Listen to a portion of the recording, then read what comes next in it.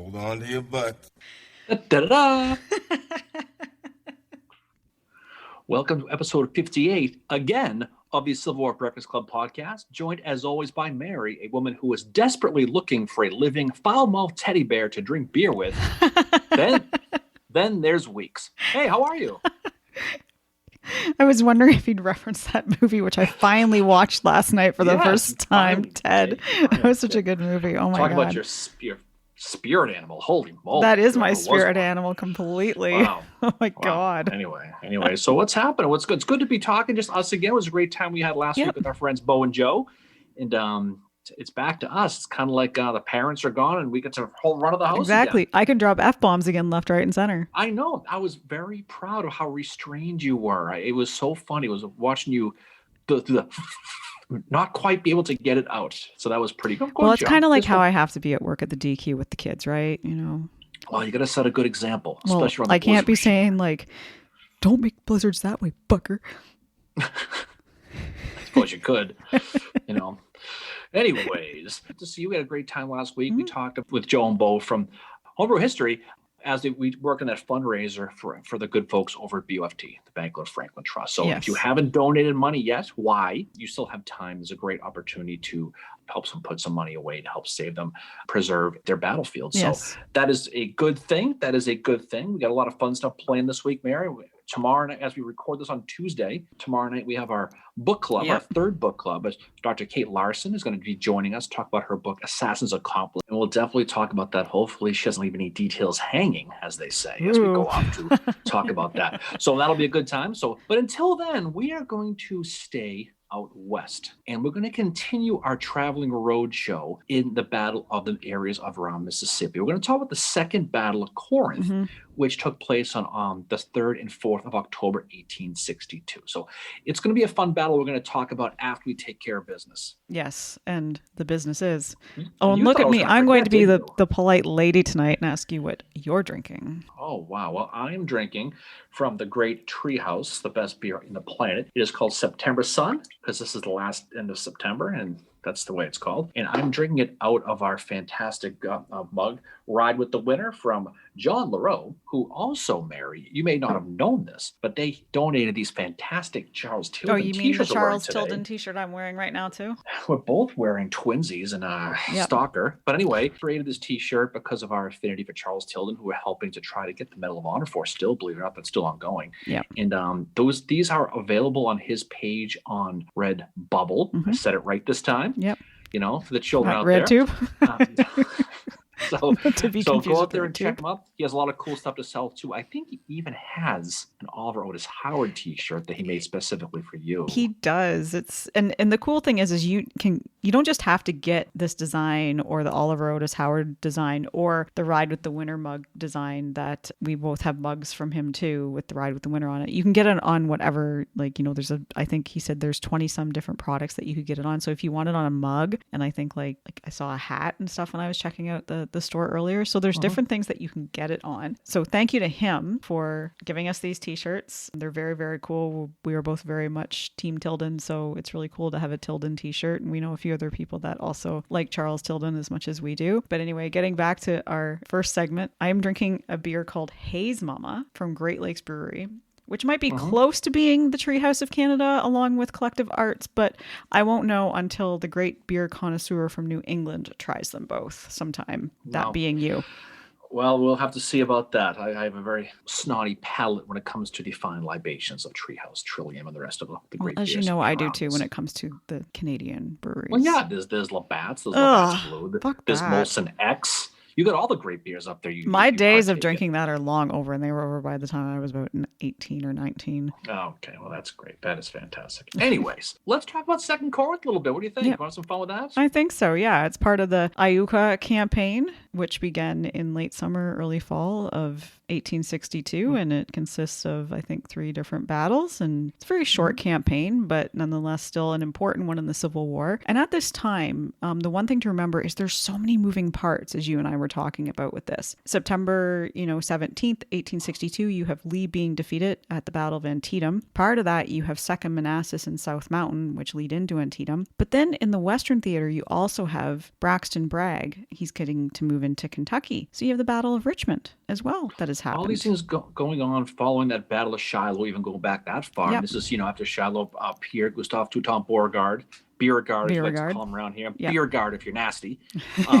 He is going to retreat from Shiloh, and he's going to head right to Corinth. Corinth in Mississippi is a town, northeast Mississippi. It's just below that Tennessee border. It's a very strategic and important place for a million different reasons. The most important reason is it is a major junction of two vital railroads, the Mobile and Ohio Railroad, as well as the Memphis and Charleston Railroad. Confederate Secretary of War Leroy Pope Walker called Corinth the vertebrae of the South, Mary. That's what he called it. Yeah. Is because it was a very important railway. So you had a bunch of situation where Beauregard's army is down there after Shiloh. We're going to go real quick, just to kind of set this up. We're going to go back a little bit. We're going to turn back time in the Share'Mobile real quick here. If I could turn back time. Yeah. Okay. May 1862, there's the Siege of Corinth we talked about. This is the Union trying to get the Confederates out of there for that reason, because of strategic railways. Union Major General Henry Halleck, Mary, of all people. How about that? Department of Mississippi. That's where he is. At that time, he was in personal command of that army, because if you remember... he actually did war things instead of desk things? Well, because he was pissed at old U.S. Grant for getting all that blood spilled at Shiloh, remember? So He went in there and he was taking control of that. He's got twice as many guys as Beauregard. He's got 120,000 dudes versus 60,000. So that's an easy math even for you to figure that one out. We'll not talk about math after the debacle tonight with trying to get that tweet posted when I messed up the greater than sign. Once, twice, three times, trying to tweet.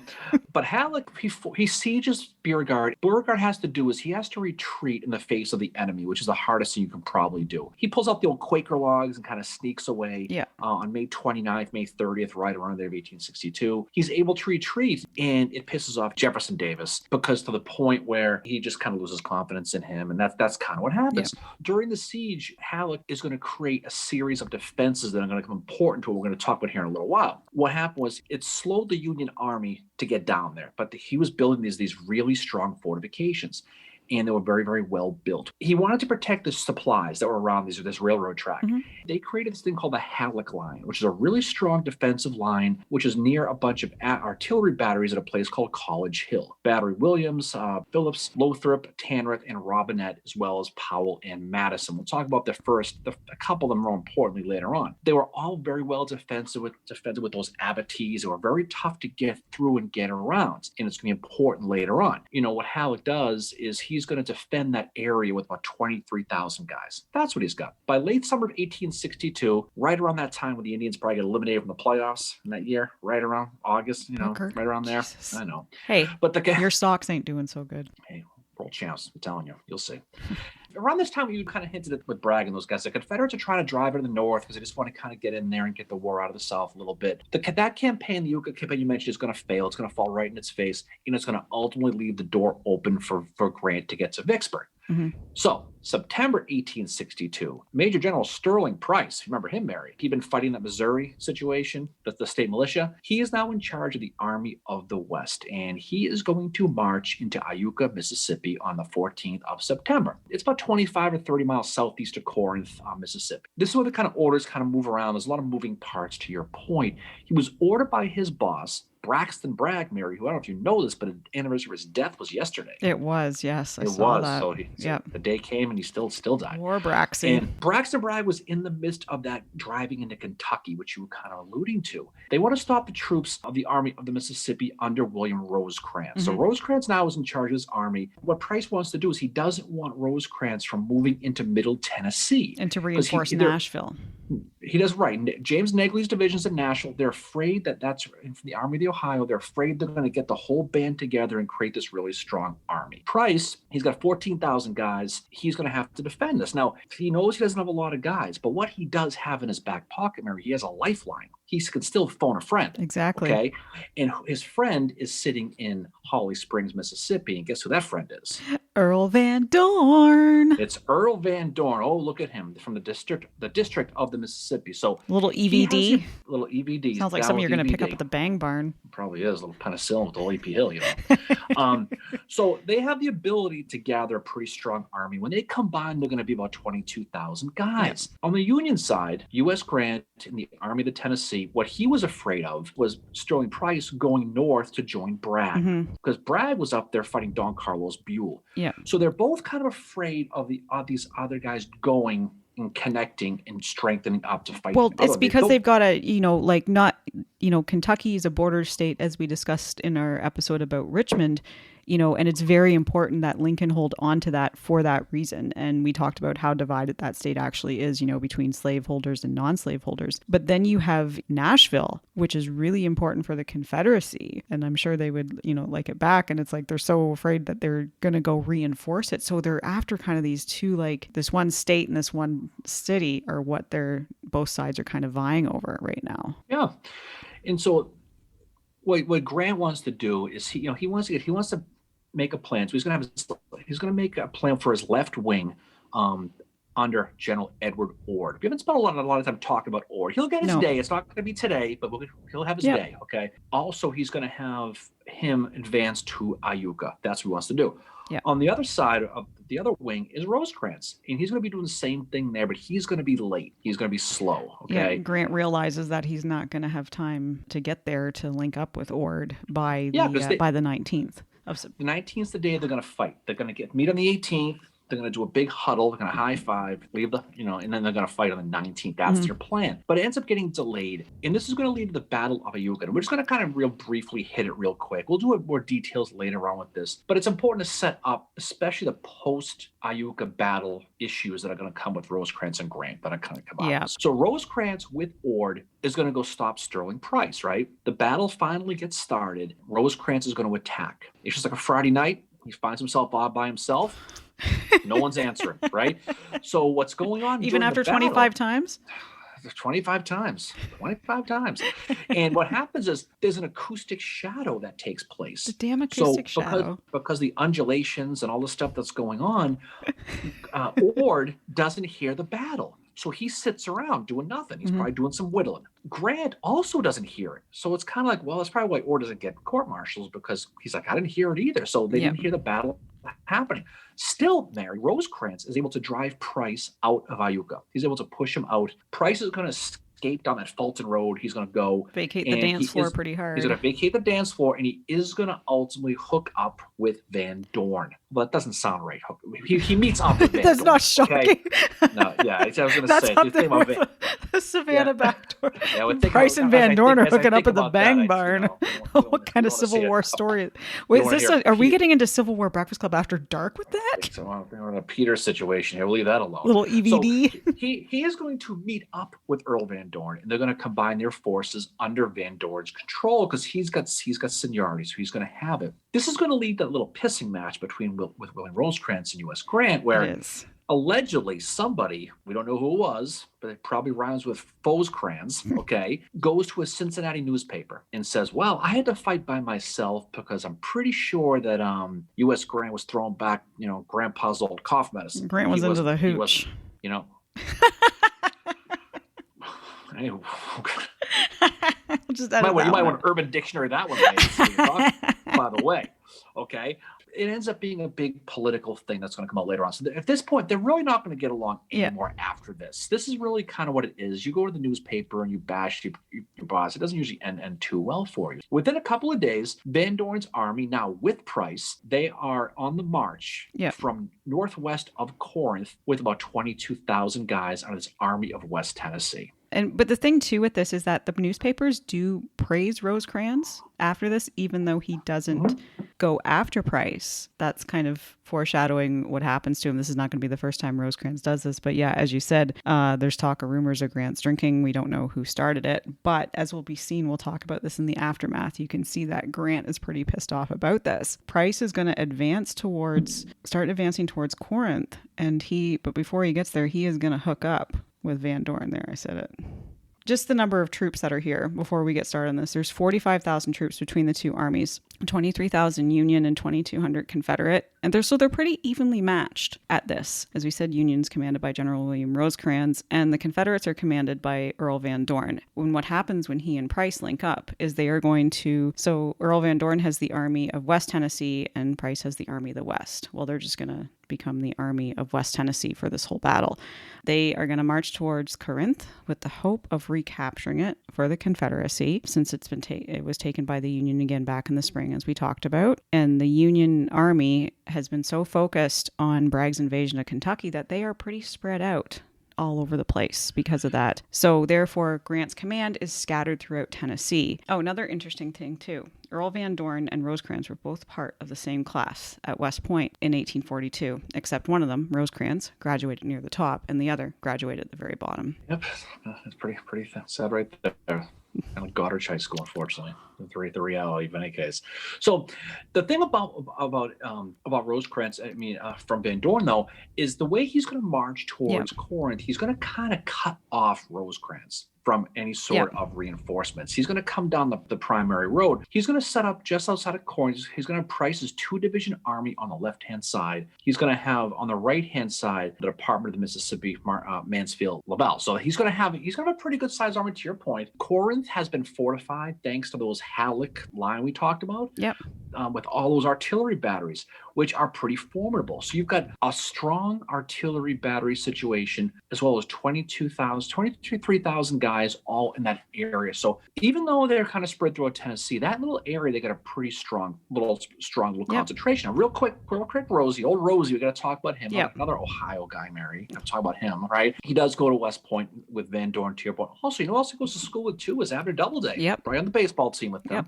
And also James Longstreet. So he has got some friends in the war. So Rosecrans is going to learn of Van Dorn coming down that road, advancing from the northwest. So he's going to set up his defensive position to be ready for them. He's going to put a skirmish line up near Beauregard's old rifle pits and those entrenchments. He wants to attack the rebels. So right when they hit that Halleck line, and the reason why is it gives them the ability to fall back right into that College Hill where the artillery is if they have to. Yep. So it's really a strong two-smack attack is what it really comes down to. Now, so 10-3, 1862, around 10 o'clock in the morning, you have Thomas McKeon, the 6th Division on the left, with Charles Hamilton, the 3rd Division on the right, with David Stanley, 2nd Division in reserve. And the thing with this is, like, Earl Van Dorn, the night before, on October 2nd, he had sketched out when they were camping at Chewalla, which sounds kind of like Chewbacca for some reason. That's what I thought of. They're camping at Chewalla that night. So he sketches out how he wants his army to move the next day. And apparently he was as good at art as I was, because his division commanders really don't have a clear idea of exactly what he wants to do. He sent his cavalry to strike the railway, but he'd failed at that too, because Grant had made the train come to Jackson, Mississippi the day before, as Grant had already anticipated that the Confederates were going to try and seize that rail line. So there's Grant's forethinking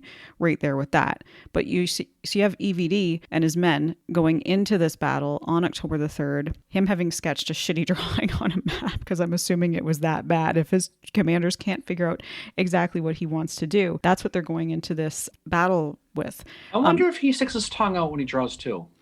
Weird. He totally does. I'm sure he does. That's exactly what I did in art class. Yeah, that's why I didn't take art class for very long in high school, actually. But another thing to mention here, and this is something that I couldn't find a lot on and I wish I could have. One reason that Grant knew a little bit of what EVD wanted to do and where he was going is because he managed to intercept one of EVD's spies. And one of Earl Van Dorn's spies was a woman named Amelia Burton. The message that she has for Earl Van Dorn gets intercepted. Because of this, like she had said in this message to Earl Van Dorn, that Rosecrans in his fortifications at Corinth, that they were weakest on the northwest side of the town.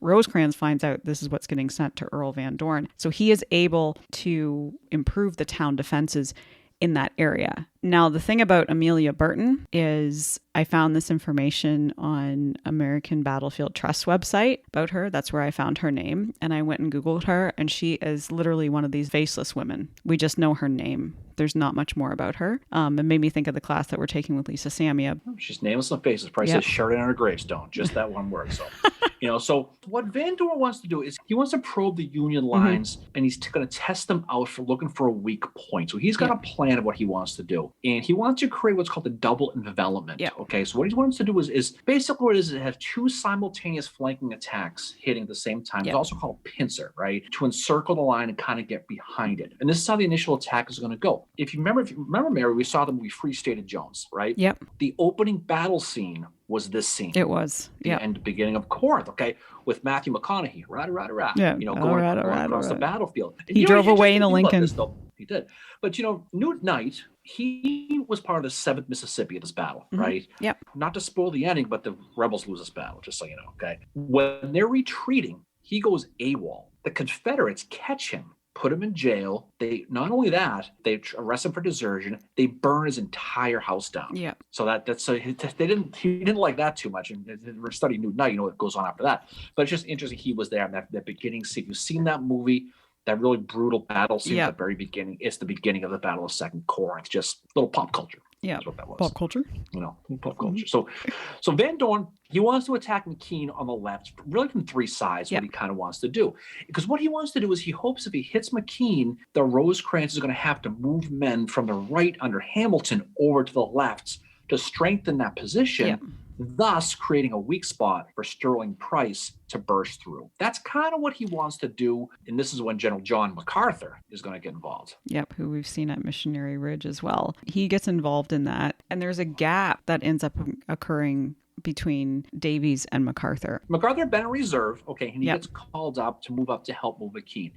And by him moving up, he does create that gap on the Union line between McKean and Thomas Davies' 2nd Division, Illinois, Iowa, and Ohio guys for the most part. And the Rebs are going to drive that gap. Yep, and they go through the gap it seemed very similar, maybe on a smaller scale, to what is going to happen at Chickamauga with Longstreet on September the 20th, where there's that gap in the line and they're able to drive right through. And what happens is the Union Army falls back within half a mile of the redoubt, and they leave behind 2 pieces of artillery as well while they're at it. General Oglesby, the future governor of Illinois, is going to be wounded here.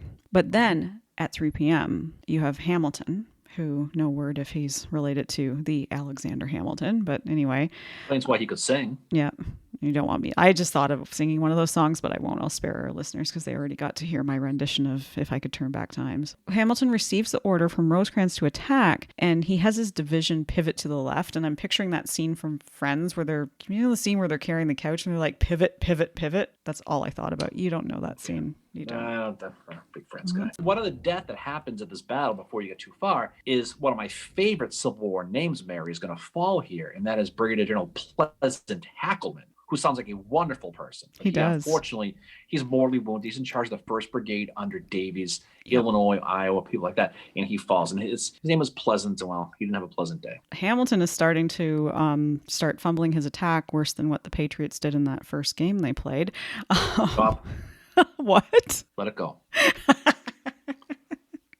General Napoleon Buford's brigade is going to get delayed because they run into some Confederates. Interesting story about General Napoleon Buford. He is John Buford's half brother, and he had graduated in the top 7 of his class at West Point. And he actually might have been one of the reasons why John Buford, near this time in 1862, John Buford starts getting a little bit of a promotion. And that's why we eventually see him where we do at the Battle of Gettysburg. And it could have had something to do with his stepbrother, Napoleon. Napoleon had seen a lot of success, and Buford really admired him. And they say he's one of the reasons why he went to West Point. But Hamilton just has one battery on the field, and he's got one small brigade, and they end up not really attacking at all. And because Hamilton doesn't get into place, this is why the battle's going to go on for one more day, because he can't get his shit together. Well, the problem is he's going to get there late in order to attack that rebel left flank, right? And so by the time he gets in position, it's almost dark by the time his division gets there. Yeah, well, it's not till 3 o'clock he's ordered, right? And by this time of the year, it's getting dark.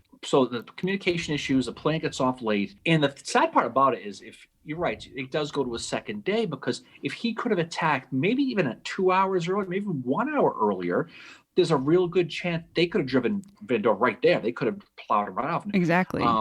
Don't forget Jeremiah Sullivan too, though, Mary. You mentioned Napoleon's Buford. He was there too. Yep. But they could have easily pushed them back. Well, I say easily, but theoretically they could have. By the end of that first day, the battle for Rosecrans is a complete and utter disaster. Mm-hmm. I mean, it is a mess, kind of like a broken Blizzard machine at the DQ. It's a complete and utter disaster. That is the worst. We gotta, we've spoken very highly of Rosecrans in the past, yep. Mary. We really, really have. Stones River specifically, but we can't really do that with this one. No, this one here, he's been driven back. What is it, like about half a mile? He's not where he should be, and the Confederates really, at the end of the day, are holding the advantage. Earl Van Dorn later said, "One more hour of daylight and victory would have soothed our grief for the loss of the gallant dead who sleep on that lost but not dishonored field." Earl Van Dorn is looking at it as like, if we'd had more daylight. So Earl Van Dorn is using the daylight as an excuse for not carrying on. But really what it probably was the heat that day. It was 94 degrees in early October, which is probably very rare for that time of year. And also there wasn't a lot of water available for the troops, and they were exhausted because, keep in mind, they've been marching for really, really quite a few days at this point. So Earl Van Dorn seems to think that he could have held the field, but really he is in a great position. There is a good chance he probably thinks that the next day, oh shit, I've got this, I can take it. But the thing is Rosecrans is going to reinforce his lines for October the 4th. He's going to have to, and we'll talk about that. But just that, Rosecrans is going to be sitting in his tent on the night of the 3rd wearing his Yogi Bear feety pajamas sitting there, right? And just thinking all the mistakes he made, because he didn't coordinate his attacks at all. You had, for the most part, every one of his division commanders that he had kind of doing their own thing. They were all kind of independent contractors. They had to be their own field general at the time. Yet he does reinforce the army. He puts them into that 2-mile arch that kind of goes all the way over the north of the battlefield. The next morning on the 4th, around 4 o'clock in the morning, the rebel artillery is going to start firing. Boom, boom, boom. Yeah. And it's going to go for a couple of hours until around 9 o'clock in the morning when the rebels are going to finally make their move. And so, but the Union troops are going to prepare themselves for that attack. And so what happens is, so this artillery bombardment has started at 4:30 in the morning. At 7 a.m., Hebert, who is told by Earl Van Dorn to attack, and he was to begin the engagement at daylight, and the artillery bombardment was meant to allow him to get into position. Well, at 7 a.m., Hebert tells Earl Van Dorn, "I'm too sick. I can't." So who knows? Maybe he was into the whiskey the night before or something, and that was his little sickness that he had or whatever. But who knows? Whatever was going on with him, he's not able to attack. 3 words: Corinth, Taco Bell. Done. Always go to the DQ if you have the choice, not Taco Bell. Exactly. So Greene, General Martin E. Greene is going to replace Hebert, and Greene does not attack until 2 hours later. So again, you see this delay happening. So Greene takes his 4 brigades in echelon, occupies a position in the woods that is north of town, and he forms a line facing the south. He's going to charge Battery Powell with Gates, McLean, Moore, and Colbert, and he is going to attack Hamilton's line. So Hamilton is going to be attacked. His assault is going to be successful, and he's going to scatter the troops from Illinois and Iowa. They're going to be going straight on. They're going to go right at them. We talk about the strength of these batteries. Yeah. So Powell's the one that gets hit. General Dabney Coleman, Price's 2nd Division commander, is going to be the next one to kind of get involved in it, right? So he's going to drive his division towards the town of Corinth. Yeah. And this is where most of this battle takes place on this fort, is in front of Henry Rabinet's battery. 3 20-pound parrot guns in front of a 5-foot ditch. No thank you. And this is going to be called a Battery Rabinet, right? So the troops this is going to be really hardcore hand-to-hand combat. It's the worst in the battle. Right. Now, this is one of the most famous stories about the Second Battle of Corinth as a guy named Colonel William Rogers. Okay. Mm-hmm. This is from the 2nd Texas, and it's one of the more famous stories. Anybody who's been down there or studies this battle. So he led the 3rd and final attack on Battery Robinette. Now, before the battle, he pinned a note on his chest with his name, his age, his home address, and his email address. in case he fell. That's what he was going to do, right? Because he felt, he thought this could be his day. Was it a premonition? Who knows, right? He's going to lead that 2nd Texas, but not just the 2nd Texas, because he's going to have to act as a brigade commander here. He's also going to have to lead the 6th and the 9th Texas, as well as the 35th Mississippi and the 42nd Alabama. And they're all going to assault this battery Robinette. They're going to get within 400 yards of the battery, and they're going to get to a wood line. And at the wood line, he's going to put this brigade into 4 columns. Because they're in line up in column, all the Union guys are going to say, hey, look at those guys. They're going to call the attention upon themselves from the battery. Yeah. The men YOLO it and charge the battery. They get through the abatis, and they're into the really right into the guns at this point, into the actual artillery, this vicious musket fire. There are 4 color bearers that fall, and Colonel Rogers at this point, like we see so many of these generals do, is going to grab the colors. He's going to jump on his horseback with it, and he's going to be riding around waving the flag from his horseback. And so he's going to lead the troops while on horseback carrying this flag, this Texan. He's going to get to that 5-foot ditch in front of that battery, right? Yeah. And Rogers is going to jump off his horse. He's going to jump over the ditch. And he's going to plant the colors at the battery. He's going to stick them right in the ground. Claim the guns, the name of the Confederacy. 13 of the 36 Union men at the battle, right at the guns, are going to be killed right here. So this is again that hand-to-hand combat. Yeah. Rogers, for a short time, seizes Battery Robinette. He's in the guns. He has control of it. But a huge Union counterforce is going to come towards them, and he's going to counterattack, and he's going to drive them back. Rogers is going to try to surrender by waving his handkerchief. He sees us, goes, nope. He's going to wave his handkerchief, but the troops don't see him waving the handkerchief. Yeah. So they're going to unload canister. He's going to be hit 11 times with canister fire all at the same time. So I don't want to spoil it, but he didn't make it, right? No. So an Union Iowa soldier on Battery Robinette says, General Rogers, with a flag in one hand and a revolver in the other, led them straight into one of the most awful death traps in the entire war, he says. So you just imagine this, right? Soon afterwards, Van Dorn, before he quits, it goes to show the tenacity of some of these guys. We talked a lot about Union guys. We talked about guys like Isaac Stevens, and we talked about Chantilly, about this valor. So we don't always get a chance to talk about the Confederates, but this is a case with Rogers. We'll talk more about him in a few minutes, about how the effort he did against that battery. So it's a pretty cool story when you study it. It's very, very interesting. And there's fighting that is going to happen in the town too. And the Confederates are well within range of the Union batteries. And for instance, Lovell is in the vicinity of the Union battery Phillips, and he prepares to advance. Then the reserves come in around 1:00. They vacate the dance floor. Earl Van Dorn starts to leave. The battle is over now it started at like 4:30 in the morning, but then you have to consider, Greene is 7 a.m. He's 2 hours later getting started because of Hebert being sick. So 9 a.m. By 1:00, it's all over. It's a relatively short battle when you think about it, but very, very fierce fighting that is being seen at the Battery Robinette, this hand-to-hand combat, which is some of, probably the heaviest fighting in this whole battle is there. But it's interesting that as Earl Van Dorn is retreating around 1:00, all of a sudden, Rosecrans appears, riding his lines. And this is because it's been rumored that Rosecrans has been killed. And the troops are starting to get a little bit worried. So what do you do when it's rumored you've been killed? And we've seen this in other battles before. We've even seen it with generals who haven't been rumored to have been killed. You have Beauregard at Shiloh doing it, outriding the lines to kind of rally the men. Well, Rosecrans, because it's been rumored he's been killed, he's got to make an appearance, right? So he comes on the battlefield and he's riding up and down the lines and he says, I stand in the presence of brave men and take my hat off to you.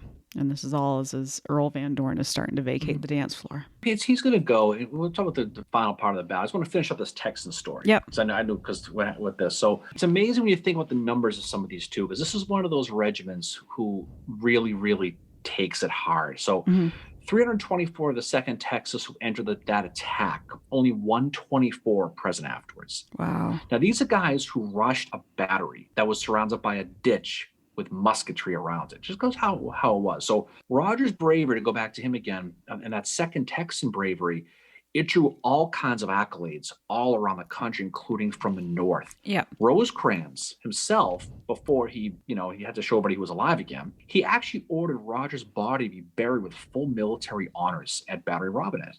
He personally supervised that. There's a monument there now that was unveiled in 1912 right at Corinth. And on the monument for William Rogers, it says, he was one of the bravest men that ever led a charge. Bury him with military honors, William Rosecrans. So he has a quote, a Union Major General's quote, the Army of the Cumberland Commander quote on a Confederate monument, which I always thought was pretty. That's really cool. That's really cool. Pretty cool story. But Rosecrans, to your point, he cost himself some valuable time by doing what he did there, because Van Dorn is going. He's taken off. Yeah. He's all looking for Miss Peters. He's out the door. He's gone. Right? He's gone to the bang barn. He certainly is. And so there was an opportunity there realistically. And this is where Grant is probably a little bit unfair, right? A little, yeah. So Grant, he has in his quotes, he was pissed off that he let him go. That he was able to get back. But he was also pissed at Rosecrans since Iuka, and he was. So he was looking for an excuse. So he didn't pursue Van Dorn until 10-4. So on 10-3, there was an opportunity. So Grant says 2 or 3 hours of pursuit on the day of the battle without anything except what the men carried on their persons would have been worth more than any pursuit commenced the next day could have possibly been. Yep. Basically saying F you is what that really, really was. Exactly. But you know what's funny about this? What happens to Rosecrans as soon as this battle ends? Guess what he is? He's a hero. He is. He's a complete hero. Before we get to that, just to kind of wrap up Battle of Corinth. So the total casualties are 7,197, 22,359 are Union, and 4,838 are Confederate. Just to get into what Rosecrans does, what happens on October the 5th, when he finally does decide to start a bit of a pursue of Earl Van Dorn, General Ord makes an appearance again. He's been making his way to reinforce Rosecrans at Corinth. The night of October the 4th, he's camped near Pocahontas, Tennessee. A division of Illinois and Indiana regiments under the command of General Stephen A. Hurlbut discovered Confederates in their front. This is Earl Van Dorn and Price retreating. So Ord takes command of this, and he starts to push Earl Van Dorn's advance of and Price's army back 5 miles to Hatchie River and across the Davis Bridge. During the fight, Ord is wounded and Hurlbut has to assume command. As the fighting is happening, some of Earl Van Dorn's scouts find another crossing, and it's south at a place called Crumb's Mill. From here, Earl Van Dorn is going to lead his army back. So while Battle of Corinth and the battle, as well as you can say the Battle of Davis Bridge, although it's a small one, are both Union victories. But this is not what Grant wanted. Grant wanted Rosecrans to get Earl Van Dorn and completely crush him so that he can't go back. He doesn't want him to go back.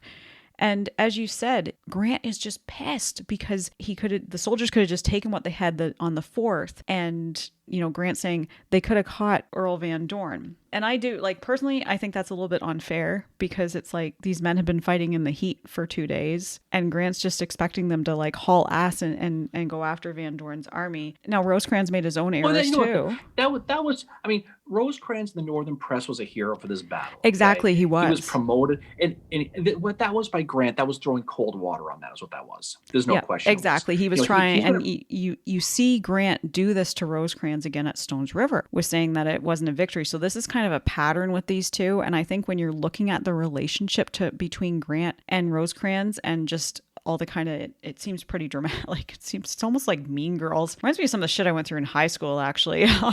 It goes back to Iuka with these rumors about drinking. What happened is when Rosecrans started going after Van Dorn on the 5th to try and hook up with Ord where he was, apparently he went the wrong way. And Grant says in his memoirs that he went on the wrong road. And then he said, even when he did start, if Rosecrans had followed the route taken by the enemy, he would have come up upon Van Dorn in a swamp with a stream in front and Ord holding the only bridge. But Rosecrans took the road leading north and towards Chewalla instead of west. So, there we go. He went the wrong way. It's interesting, the relationship between the two of them. I get the criticism on both sides, but I think Grant might be a little bit harsh towards Rosecrans considering the hard fighting the troops go through at Battle of Corinth. Well, when you see these later battles, these guys are involved in it together, Vicksburg and Chattanooga. You can see where the foundation's laid for this and why it is. But the ironic thing about it is he does get promoted. He replaces Don Carlos Buell as the Army of the Ohio, which will become the Army of the Cumberland. So he does get promoted. Van Dorn, on the other hand, Mary, not so much. He's going to get his ass fired. So he's going to get fired and replaced by John C. Pemberton due to the loss of all that slaughter at Corinth. So he's going to Yep. get bumped.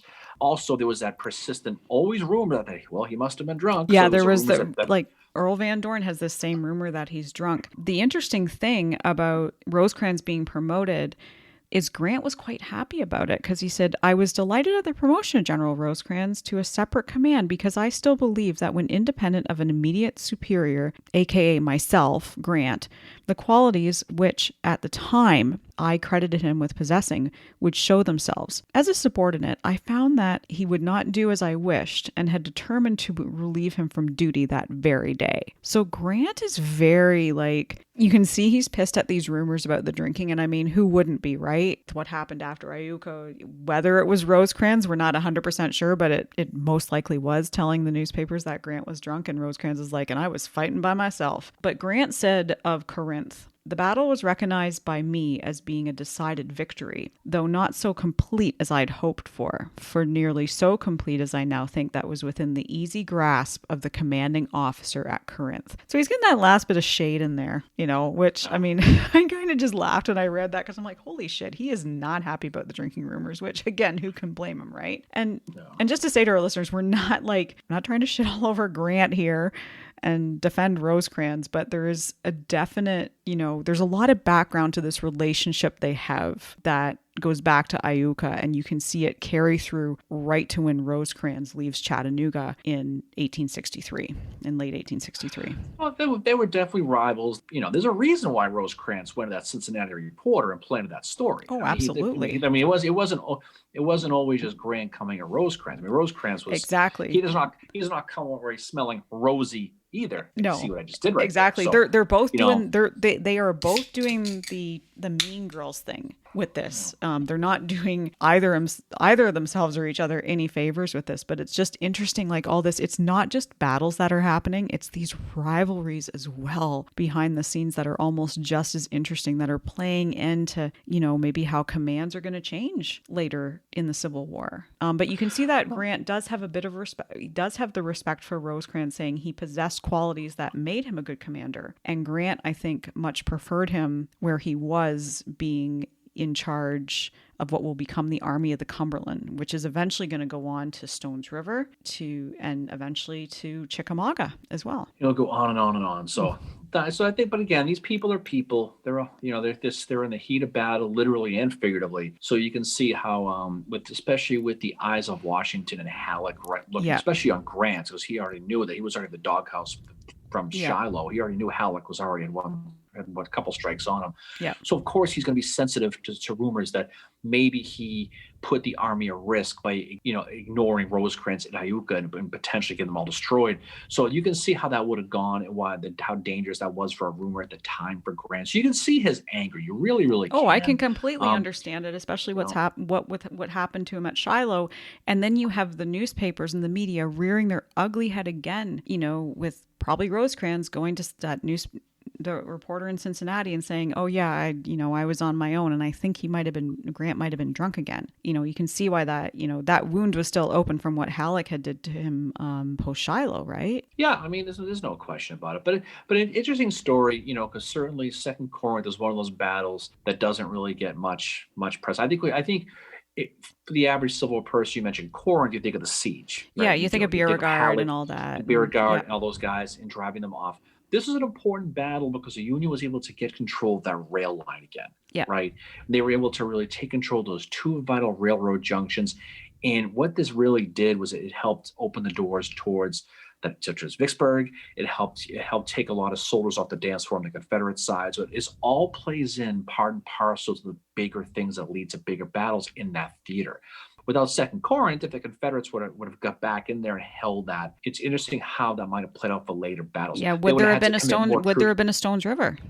Had Corinth been held by the Confederates? It's tough to say. One all leads to the other. That's what's great about it. It's like a bunch of dominoes falling, but if one doesn't go the right way, it screws up the whole thing. So anyway, what's next? We are going to be staying in the Western Theater, and we're going to be talking Perryville. So we are going to be where we started with Richmond, Kentucky a few weeks ago. We are going to be wrapping up that discussion of that particular campaign. And then the other thing I want to mention is we are doing a fundraiser with Homebrew History podcast with Joe and Bo over there. And if you haven't yet, check out their podcast because it's pretty awesome. So how the fundraiser works is just go on to Battle of Franklin Trust website and go to the donate page, and they have a PayPal on there. And we have a really great gift basket that has been put together with lots of cool Civil War nerdy stuff in it. Thanks to Joe for putting that together. And for every $5 you donate, you get entered into a raffle to win that gift basket. But also more than that, you're going to be contributing to battlefield preservation for Battle of Franklin Trust as well. So that's pretty cool. We will be having our next roundtable the third Wednesday in October, which will probably be a good time. Our last one was a great time too with trivia. We won't be doing trivia this time, just regular roundtable, but you can come nerd out with us if you want. So I think that's it for tonight. So that was a great discussion about the Second Battle of Corinth. So thank you to you, Darren, for bringing it as you always do. Well, yeah, just having part of the team. You know how it is. Like I got a T-shirt now, so I'm official. Twinsies. Yeah, same with you. All right, so off we go to Perryville, which I'm sure we'll talk with old friend William Lytle again. He'll make his appearance there as well. I'm sure we'll be mentioning him again. But some good things coming down the road. By the time this drops, we'll have our book club with Kate. That's gonna be fantastic, and we'll have another live, and we'll look forward to a fantastic, hopefully good weekends. So, Mary, any final words from you? Well, thank you as always for bringing it, and thanks to our listeners for supporting us for these last 58 episodes. It's been quite a journey, and I can honestly say I've learned a lot along the way about the Civil War and all that. And just everybody stay safe and keep having fun. And we'll see you on our live on Saturday morning at 10 o'clock. Make sure you donate. Don't forget Homebrew History. They're great buffs. Fundraisers, so we know who's not kicking in money, so we see you. Santa's making a list. So, it's only $5. So every $5 you donate, you get entered into a raffle to win a really great gift basket, which has some Civil War Breakfast Club swag in it too. Oh, so. I know, it's got a great cause. All right, so Mary, again, the pleasure, all yours, and hope you have a great night, and we look forward to talking to everyone on the other side and down the road. So peace out to you. See y'all later. Adios. Bye.